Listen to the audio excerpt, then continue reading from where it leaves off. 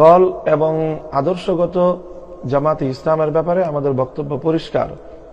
আমি ইতিপূর্বেও একাধিক বক্তব্যে জামাতে ইসলামের প্রতি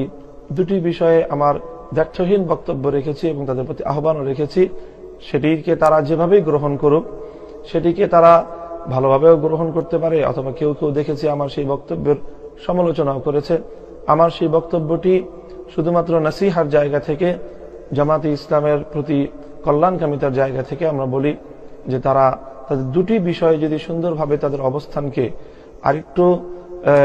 স্বচ্ছ এবং আরো সুচিন্তিত মতামতের দিকে তারা আসতে পারে, তাহলে আমরা আশা করব তাদের দ্বারাও আরো বড় কাজ হবে। তার মধ্যে একটি হলো মওলানা মওদুদী সাহেবের যে সকল চিন্তা এবং তার যে সকল দর্শনগুলো, তার যে সকল বক্তব্যগুলো উপমহাদেশের হাক্কানি উলামায়ে কেরামের সাথে মতপার্থক্যপূর্ণ রয়েছে, এবং মওলানা মওদুদী সাহেবের যে বক্তব্যগুলোকে আলেম উলামায়ে কেরাম কোরআন সুন্নাহর দৃষ্টিতে তারা সেটাকে সঠিক নয় বলে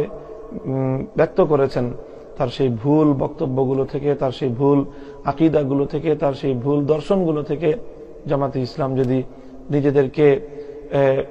স্পষ্টভাবে তা সম্পর্কচ্যুত ঘোষণা করে অথবা সেই ভুল বক্তব্যগুলোকে যদি প্রত্যাখ্যান করে, তাহলে আমি মনে করি যে বাংলাদেশের আলেম সমাজ জামাতে ইসলাম সম্পর্কে তাদের যে নেতিবাচক অবস্থান